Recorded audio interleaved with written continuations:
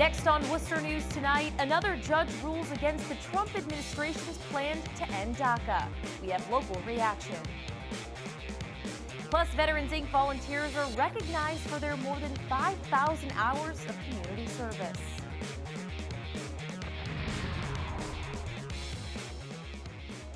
But first, we begin with an incident at the Worcester County House of Corrections. Good evening, I'm Anna Botari. It happened last summer. A former inmate is now being charged with assault and battery on a corrections officer. However, the former inmate says he doesn't remember the incident, which was caught on camera, happening like that. Surveillance video inside the Worcester County House of Corrections shows 3 officers approach and surround inmate Christian Colon. Superintendent for the Worcester County Sheriff's Office, David Tuttle, says Colon was refusing to follow orders to go back to his cell, so they took him to the ground in an effort to cuff him. And what you don't see in the video is him biting the officers. That's why they're struggling with him. He's resisting to being handcuffed, he's not following orders to stop, and he bit the officer. Tuttle says the incident was reviewed, and he's confident the officers acted correctly. The Sheriff's Department is pressing charges against Colon for assault and battery on a corrections officer. Colon says he remembers the incident going down differently. He says the dispute began after he was denied a bail call. He says they then attempted to cuff him, and he says he was compliant.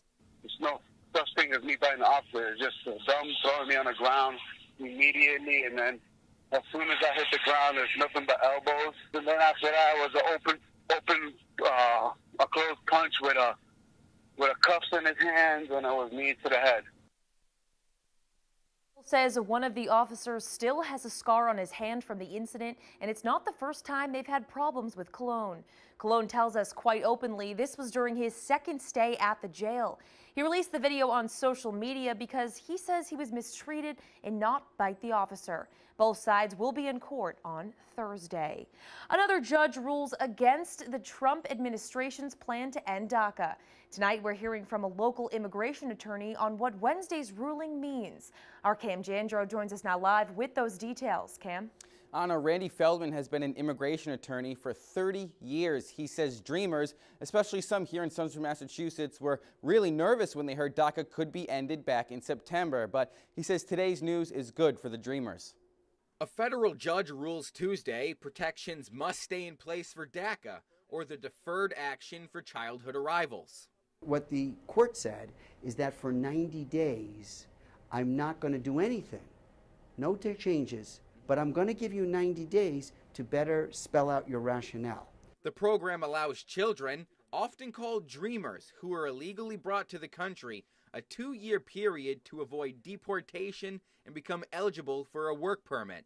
The Trump administration moved to end DACA in September. Immigration attorney Randy Feldman says the judge called eliminating the program arbitrary. The government argued that we're afraid that the state of Texas and other state attorney generals are going to sue the Trump administration and say that this program is illegal. The Supreme Court twice refused to hear a bid to end the program. As of last month, the United States Citizenship and Immigration Services reports there have been nearly 2 million approved DACA cases since 2012. More than 25,000 are here in Massachusetts. This is about us as a country, as a community, as a nation that have stuck to our word that we have the right to be treated fairly, equitable, and equally. The ruling also requires the government to continue accepting new applications. Feldman believes ending DACA goes beyond eliminating immigration. It's part of a more global definition of what it is to be American, and has that definition of America changed, and who's comfortable with that change and who's uncomfortable with that change. Now, after 90 days, if the Trump administration cannot prove their case, DACA will move on as normal, and they will begin starting to accept applications once again. As of right now, there are about 1 million people on the wait list. Anna? Thanks, Cam. Employees at a liquor store in Worcester managed to stop a robbery Tuesday. Police say Manuel Riviera had a realistic-looking BB gun, a mask, and black paint on his face when he went into Horae's liquor store on Ward Street.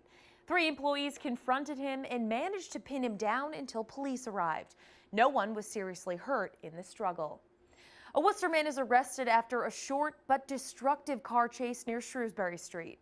Police say he smashed into several parked cars. Our Rosalind Flaherty spoke with witnesses today and has the story. Cell phone video captures a pickup truck ramming into parked cars on Wilson Street in Worcester.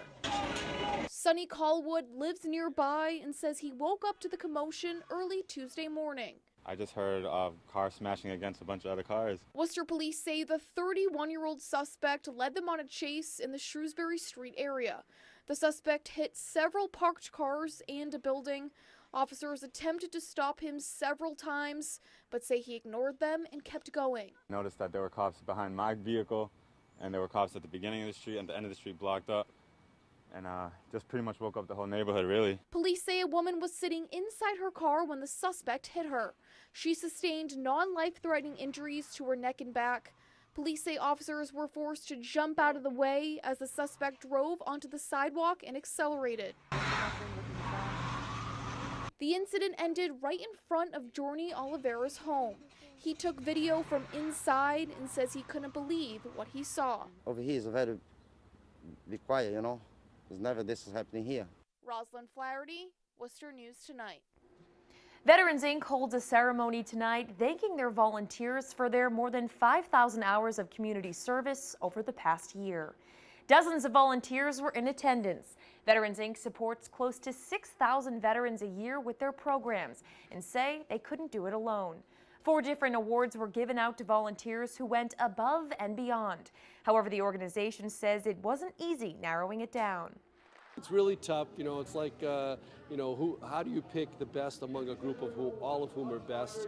But we do want to recognize certain people for the above and beyond extent that they went for us. Without our volunteers in the community, we could not do the jobs we do. During the ceremony, Wormtown Brewery presented a check of more than $8,700 to Veterans Inc. It's part of the Black Ale Project, a craft beer initiative to raise money and awareness on behalf of U.S. war veterans.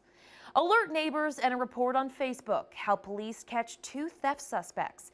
Webster police say social media can play a major role in solving crimes, and this a perfect example. Our Brittany Schaefer has the story.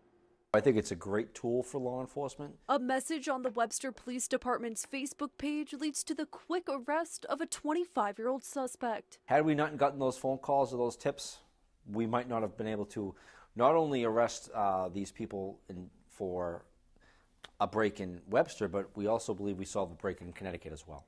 Police say Patrick Salves and a second suspect expected to face charges soon broke into a home on Riverside Drive Tuesday morning. Shortly after, Deputy Chief Michael Shaw saw a Facebook message on their department's page. Someone's son had seen 2 individuals running through a certain construction pit in close proximity to the area where the break happened. So I radioed that out to the officers that were there. They were able to they kind of adjusted where they were looking, and they actually came across the 2 individuals. Shaw says social media has become a big part of policing and allows officers to interact more closely with the community. It's incumbent upon people in the community to help us out, and if they see something suspicious, just to call us and have us check it out. We've had very good luck with our Facebook page as far as solving crimes through surveillance pictures. Eric Scariglia lives next door to the home which was robbed. He followed the incident on the department's Facebook page and says learning police caught the suspects was comforting. I'm glad that they actually found out who did it, and it was good to hear the community come together as a whole to find the person who broke into the house. Salves was found with property from both the Connecticut and Webster homes he broke into. He was also charged with possession of heroin with the intent to distribute. Brittany Schaefer, Worcester News Tonight. The Worcester Cultural Coalition celebrates the grand opening of the Worcester Pop-Up Wednesday. Located downtown, Pop-Up is a space for artists, entrepreneurs, and community members to bring their ideas of art to life. The grand opening featured live performances, art exhibitions, and workshops. Mayor Joseph Petty says the art scene in the city has become an important part of the community. I think in some sense the arts community is driving Worcester beyond the business investment. This makes a great combination between the businesses growing, the arts community growing, with the arts Worcester, with all the other cultural institutions we have in the city of Worcester. It seems like everybody's just connected. Worcester Pop-Up says they're accepting applications for anyone looking to show off their creative side. Switching gears now, a sad day in local news. Longtime WBZ News radio reporter Lana Jones has died. Jones died suddenly this morning at UMass Memorial Medical Center in Worcester. The station's program director says Jones knew everyone and everything and was a consummate professional. Jones first joined WBZ in 1991. She lived in Worcester with her husband Steve. She was 62 years old.